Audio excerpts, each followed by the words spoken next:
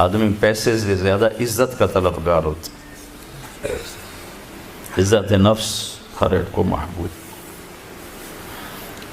ایک آپ کو اپنے گھر کا واقعہ سنا، جب یہ ٹریکٹر کا دور نہیں تھا، 59 میں ہمارے والد صاحب سب سے پہلے ٹریکٹر لے کر آئے تھے اس پورے ہمارے علاقے میں۔ اس سے پہلے بیل ہوتے تھے، تو عزت نفس پہ یاد آتی کہ عزت نفس مال سے بھی زیادہ محبوب ہوتی۔ ایک ہمارے بیل نے چارہ کھانا چھوڑ دیا، ٹھیک ٹھاک بیل، تو ہمارے والد صاحب نے ڈاکٹر بلوایا، اس نے وہ ٹیکا ویکا لگایا، لیکن اس نے پھر بھی نہیں کھایا۔ تو ایک ہماری برادری کا دیسی حکیم تھا، اس کے پاس اس زمانے میں راستے ہوتے نہیں تھے، تو والد صاحب نے گھوڑے پر نوکر کو بھیجا جو اس کو اٹھا کے لایا۔ اس نے بیل کو دیکھا، کہنے لگا میاں صاحب اس کو پٹھے کون ڈالتا ہے چارہ؟ کہا جی یہ ہے ہمارا کسائی، دتو کسائی، اللہ دیتا نام تھا، دتو کہتے تھے، دتو کسائی بولے۔ اس کو بیل کے آگے بٹھایا اور جوتا اتارا اور 5 سال جوتے اس کے سر میں مارے۔ پھر کہنے لگا اب چارہ ڈالو۔ جب چارہ ڈالا تو وہ بیل کھانے لگا۔ یہ میرے گھر کا واقعہ ہے، کوئی سنایا نہیں؟ تو میرے والد صاحب حیران ہو کر کہنے لگے ایک ہی ہے؟ کہا جی میں نے اس کو چیک کر لیا تھا، اس کو کچھ نہیں تھا، یہ آپ کے نوکر نے اس کو کہیں کوئی ڈنڈا سوٹا مارا ہے، تو وہ غصہ کر گیا تھا کہ میں اس سے کیسے بدلہ دوں، تو اس نے غصے میں کھانا چھوڑ دیا کہ میری عزت کو اس نے خراب کیا۔ اب اس کی آنکھوں کے سامنے 2-4 جوتے میں نے مارے تو وہ خوش ہو گیا، بالکل کھائے۔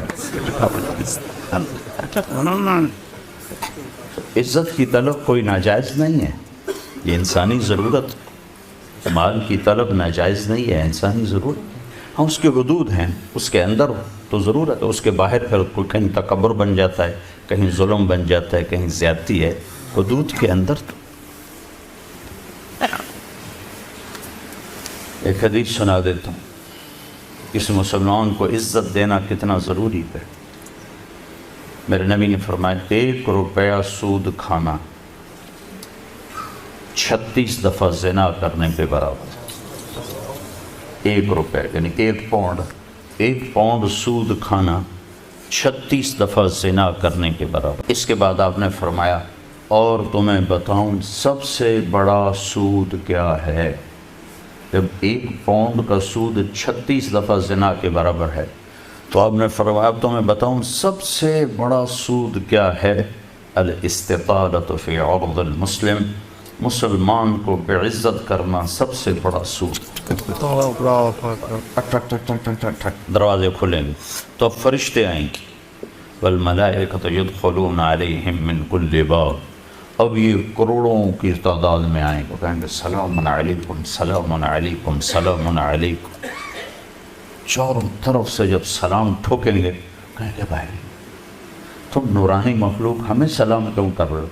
کہیں گے بما صبرت، وہ جو آپ نے لندن میں صبر کی زندگی گزاری، یہ اس کے بدلے میں ہمیں اللہ نے کہا جاؤ سلام کر۔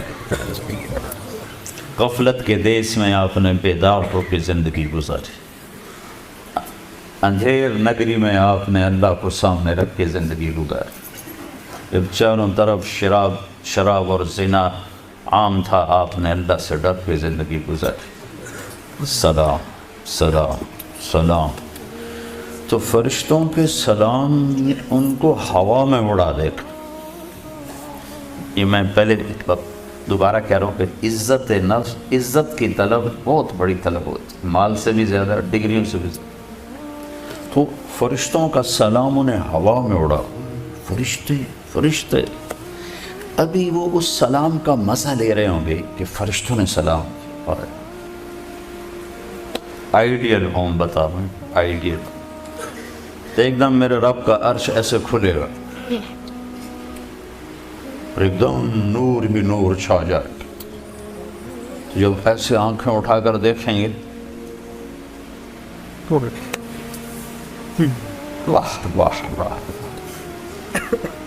اللہ سامنے ہوگا اور اللہ کہے گا سلام قول من رب الرحیم، اب تمہارا رب بھی تمہیں سلام پیش کرتا ہے. اور پروٹوکول کی آخری حد، تمہارا رب تمہیں سلام پیش کرتا ہے. سلامان قولا من رب الرحیم. رب رحیم، اے میرے بندو، اے میری بندیو جنہوں نے دنیا میں مجھ سے ڈر کے زندگی گزاری، میں تمہارا رب تمہیں سلام پیش کرتا ہوں اور تمہیں مرحبا کہتا ہوں، تمہیں ویلکم کرتا ہوں. پھر میرے نبی نے فرمایا اللہ ہر ایک کا نام لے کر حال پوچھے گا. ہر مرد عورت کا نام لے گا، نام لے کر گئے، کیا حال ہے، ٹھیک ہے، کوئی تکلیف تو نہیں، کوئی حاجت تو نہیں، کوئی پریشانی تو نہیں. تو جب یہ اللہ کو دیکھیں گے کہیں گے یا اللہ ہم تو تیری عبادت ہی نہ کر سکتے، ہمیں تو پتہ ہی نہیں تھا تو ایسے حسن و جمال والا ہے. کیا یہ ہو سکتا ہے کہ ہم تو یہ ایک سجدہ کریں جیسے لندن میں کرتے تھے؟ یہ وہی کہہ سکیں گے جو نماز پڑھتے تھے؟ جو نہیں پڑھتے وہ کیسے کہہ سکیں گے؟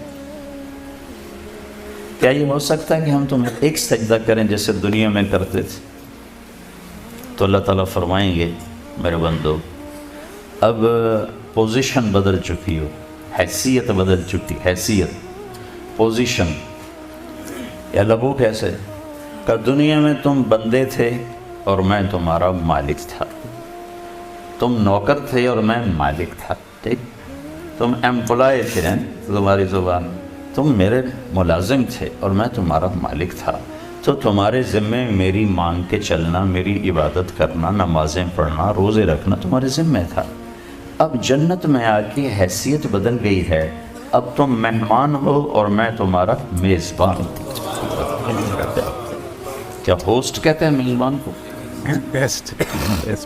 تو اب تم میرے لیے مہمان ہو، میں تمہارا ہوسٹ ہوں. اور مہمان کو تکلیف نہیں دی جاتی، مہمان کو بٹھا کے کھلایا جاتا ہے. جاؤ کلو واشربو، کھاؤ پیو، ہنیہا. ہنیہا کا کیا مطلب ہے؟ کھاؤ، ہر لقمے کی لذت پہلے سے زیادہ پاؤ. کھاؤ، کھانے کے بعد پخانا کوئی نہیں. پیو، ہر گھونٹ کی لذت پہلے سے زیادہ پاؤ. پیو، پینے کے بعد پیشاب کوئی نہیں، بیماری کوئی نہیں. پھر پینے پلانے کی بھی 3 محفلیں قرآن نے بتائیں کہ یہاں شراب نہ پیو، آپ کے یہاں عام ہے. اس لیے ہر دفعہ میں بتاتا ہوں کہ اللہ کرے آگے والی سوچ دل دماغ پہ چھائی رہے کہ یہاں میرا رب ہر اس چیز سے روکتا ہے جو انسانی وقار کو ختم کرنے والی اور انسانیت پہ داغ. تو یہاں کہتا شراب نہ پیو. آگے کیا ہوگا کہ وہاں تمہیں 3 مجلسیں دیکھنے کو ملیں گی. 3. ایک کون سی ہے؟ ان الابرار یشربون من کاس کان مزاجها کافورا. وہاں دیکھو گے نیک بندے بندیاں خود اپنے ہاتھوں سے ڈال کے پی رہے ہوں گے. یہ جنت کا سب سے چھوٹا درجہ ہے. کیسے ڈالیں گے، پئیں گے، ڈالیں گے، پئیں گے. ایک درجہ اس سے اوپر ہے VIP. وہاں کیا ہے؟ وَيُسْقَوْنَ فِيهَا كَأْسًا كَانَ مِزَاجُهَا زَنْجَبِيلًا. وہاں ان کو خدام پلا رہے ہوں گے، سرونٹس، نوکر، فرشتے نوکر ڈال کے پیش کریں اور سامنے حاضر کریں. یہ لیج. ایک VVIPs ہوگا، سب سے اوپر کا درجہ. وہاں کیا ہوگا؟ وہاں ہوگا وَسَقَاهُمْ رَبُّهُمْ شَرَابًا طَهُورًا. وہاں اللہ خود پلا رہا.